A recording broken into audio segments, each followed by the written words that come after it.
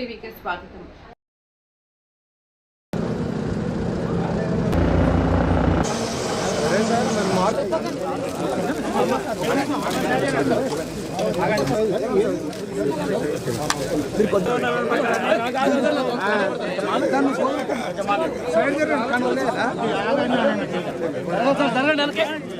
శ్రీనివాస్ రెడ్డి రాష్ట్ర రెవెన్యూ శాఖ మంత్రులకు, అదేవిధంగా గౌరవనీయులు శ్రీ మల్లు రవి పార్లమెంట్ సభ్యులు నాగర్ కర్నూలు గారికి, అదేవిధంగా గౌరవనీయులు శ్రీ సంతోష్ బియ్యం గారు జిల్లా కలెక్టర్ గారికి, గౌరవనీయులు లక్ష్మీనారాయణ గారు జిల్లా అదనపు కలెక్టర్ గారికి, గౌరవనీయులు నరసింహరావు గారికి, విష్ణువర్ధన్ రెడ్డి గారు డిసిసిబి ఈరోజు అవగాహన సదస్సుకు వచ్చిన గౌరవ మంత్రివర్యులకు, మనము ఈ చట్టాన్ని ప్రభుత్వం తీసుకొచ్చింది మీరు ఇంతమంది వినాలని చాలా మంది గ్రామాలకు వెళ్ళి గౌరవనీయులు పొంగులేటి శ్రీనివాస్ రెడ్డి గారు, అదేవిధంగా గౌరవ ఎంపీ చిన్న సమస్యలు అనేది ఈ విధంగా ఉంటాయి. ఒక్కసారి ప్రజలు ఆలోచించాల. ఇప్పుడు ఒక మంత్రులు వచ్చినప్పుడు ఆ సమస్యలని మనము వాళ్ళ దృష్టికి చెప్పి తీసుకొచ్చి అభివృద్ధి కొరికి మన పాటు చేసి గౌరవ ప్రజలు ఆలోచించాల. ఎందుకంటే మనకి వచ్చేది మనం వెనుకబడిన ప్రాంతం, ఇప్పుడిప్పుడే అభివృద్ధిలో ముందుకు వెళ్తున్నాం. అభివృద్ధి చేసుకున్నాలంటే మనకు అందరు ఎవరు మంత్రులు వచ్చినా ఎవరు వచ్చినా గౌరవంగా వాళ్ళని పిలిపించి వారి సహాయ సహకారం అందించి మనము డెవలప్మెంట్ కొరికి ఈరోజు గౌరవ మంత్రి గారు రెవెన్యూ సదస్సుకు వచ్చినారు. మన ముఖ్యమంత్రి గారు రేవంత్ రెడ్డి గారు పొంగిలేటి శ్రీనివాస్ రెడ్డి గారిని రెవెన్యూ మినిస్టర్ గా తీసుకున్నారు. ఒక్క సంవత్సరం వరకు రైతుల సమస్యలు, అదే రకంగా ధరణి వల్ల రైతులు బాధపడుతున్న సంగతులన్నీ క్షుణ్ణంగా చదివి ఏ రకంగా రైతులకి ఉపయోగపడుతుందో ఆ రకంగా భూభారతి ఒక చట్టాన్ని తీసుకొని వచ్చినటువంటి నాయకుడు మన పొంగిలేటి శ్రీనివాస్ రెడ్డి గారు. పొంగిలేటి శ్రీనివాస్ రెడ్డి గారు అధికారులు గాని అనధికారులు గాని రాజకీయ నాయకులు గాని ప్రజల సమస్యల మీద పోరాటం చేసేటటువంటి కార్యక్రమానికే వారు ప్రాధాన్యత ఇస్తారు. ఎవరైనా ప్రజలతో పని చేయకుండా ప్రజా సమస్యలు కాకపోతే అక్కడ పోయి ప్రజా సమస్యలు తీసుకున్నామని చెప్పేటటువంటి నాయకుడు మన పొంగులేటి శ్రీనివాస్ రెడ్డి. తెలంగాణ రాష్ట్రంలో 2025 భూభారత చట్టం ఏదైతే పేదోడు ప్రభుత్వం కావాలని, అది ఇందిరా ప్రభుత్వం ప్రతి పేదవాడి కన్నీరు తుడవాలని, ప్రతి పేదవాడి ఆవేదన వినాలని, పేదవాడి ముఖంలో చిరునవ్వు చూడాలి అని గౌరవ ముఖ్యమంత్రి రేవంత్ రెడ్డి గారి నాయకత్వంలోని మన ఇందిరమ్మ ప్రభుత్వం తప్పకుండా అభివృద్ధి సంక్షేమ కార్యక్రమాలతో పాటు ఆనాడు ఏదైతే ధరణి ద్వారా రాష్ట్ర వ్యాప్తంగా రైతన్నలు ఎవరికైతే ఇబ్బంది కలిగిందో, రైతన్నలు ఎవరికైతే ఇబ్బంది కలిగిందో ఈ రైతన్నలకి అండగా ఉంటామని చెప్పి ఎన్నికల ముందు ఏదైతే వాగ్దానం చేసి ఇందిరమ్మ ప్రభుత్వం వచ్చిన తర్వాత ఈ ధరణిని బంగాళాఖాతంలో వేస్తామని చెప్పి అన్న మాట ప్రకారం ఈనాడు 2000 అయితే పాస్బుక్లు లేకుండా ఇబ్బంది పడుతున్నారు. వారందరూ ఎవరైతే 2020 చట్టం నాడు సాదా బైనామా అగ్రిమెంట్ కింద ఆన్లైన్ లో అప్లై చేసుకున్న ప్రతి రైతన్నకి అర్హులైన వాళ్ళకి ఈ భూభారత చట్టంలో మార్గాన్ని కనుగోబడింది.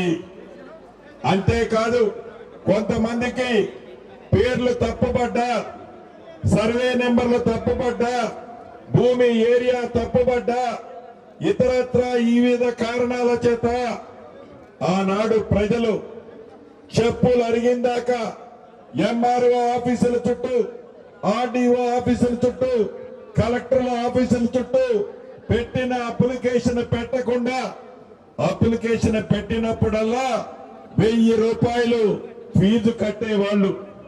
మన ఈ భూభారత్లో, మన ఇందిరమ్మ ప్రభుత్వంలో ఒక్క రూపాయి కూడా చెల్లించకుండా ప్రభుత్వ అధికారులే మీ రెవెన్యూ గ్రామాలకు వస్తారు. ప్రభుత్వ అధికారులే గతంలో వివిధ కారణాల చేత భూములుండి ఇబ్బంది పడుతున్న ప్రతి ఒక్క రైతన్నకు, భూములున్న అసాములకు ఈ భూభారత చట్టం ఒక మహాప్రసాదం కానుంది. ఆ వ్యవసాయం చేసుకునే వాళ్ళకి పట్టాలు ఇచ్చారు.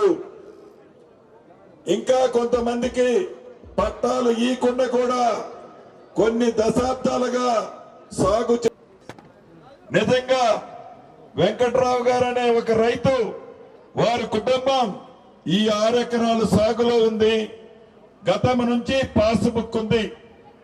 ఈ ధరణి వచ్చిన తర్వాత ఆనాటి పెద్దల చొరవతో ఈ 6 ఎకరాల్లో 4 ఎకరాలు వారి తొత్తులకి ఆనాడు ధరణిలో మార్చారు. ఎందుకు మార్చారు అంటే భూమి సాగు చేసుకోవటానికి కాదు, రైతు బంధు తీసుకోవటానికి. తనకే పట్టా ఇచ్చే కార్యక్రమం ఈ చట్టంలో పేర్కొనబడింది. గౌరవ అధికారులకు కూడా ఒకటే చెప్పదలుచుకున్నాను, ఏదో మొక్కుబడిగా మీటింగ్లు పెట్టడం కాదు.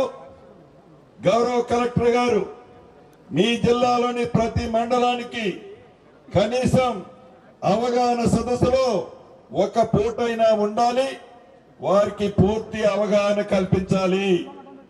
వీటితో పాటు మిగిలిన అధికారులు మీరందరూ కూడా ఒకప్పుడు రైతు కుటుంబం నుంచి వచ్చిన వాళ్లే, రైతు సాధక బాధకాలు తెలిసిన వాళ్లే, రైతు ఆవేదన తెలిసిన వాళ్లే. ఎవరైతే రైతులున్నారో, ఎవరైతే పేదవాళ్ళున్నారో, ఎవరైతే భూములుండి గత ప్రభుత్వంలో ధరణితో ఇబ్బందులు పడ్డ రైతన్నలకి ఈ ప్రభుత్వం తెచ్చిన కొత్త చట్టాన్ని అయితే మేము చేయగలిగాం. అమలు చేసేది మీరు. అమలు చేసేటప్పుడు చిన్న తప్పు కూడా జరగకుండా, ఎక్కడా రైతన్నని ఆత్మ గౌరవం దెబ్బతినకుండా రైతన్నకి భరోసా కల్పించే విధంగా ఈ చట్టాన్ని అమలు చేసే దాంట్లో అధికారులు కూడా చిత్తశుద్ధితో పనిచేయాలని మొన్న కలెక్టర్ల మీటింగ్ లో గౌరవ ముఖ్యమంత్రి గారు చెప్పారు. ఇప్పుడు ఈ వేదిక ద్వారా ఈ సభలో ఉన్న అధికారులకి, రాష్ట్ర వ్యాప్తంగా ఉన్న అధికారులకు కూడా తెలియజేస్తున్నాను.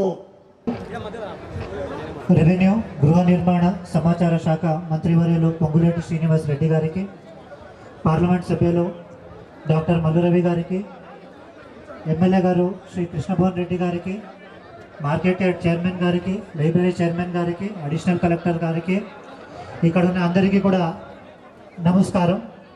సో ఈరోజు మనము రెవెన్యూ మంత్రి గారి ఆదేశం వల్ల, ముఖ్యమంత్రి గారి ఆదేశం వల్ల అవగాహన సదస్సు 2025 record of rights Bhubharati act. So ఈ భూభారతి యాక్ట్ అనేది మనకి చాలా మార్పులు తీసుకొని వచ్చి రైతులు మనకి ప్రతిరోజు ఏ సమస్యలు వస్తున్నాయో దానికి శాశ్వతంగా పరిహరించాలి. సివిల్ కోర్టు కాకుండా మ్యాక్సిమం ప్రాబ్లమ్స్ అంతా జిల్లా లెవెల్లోనే రిజాల్వ్ కావాలి అనే ఒక ఉద్దేశంతో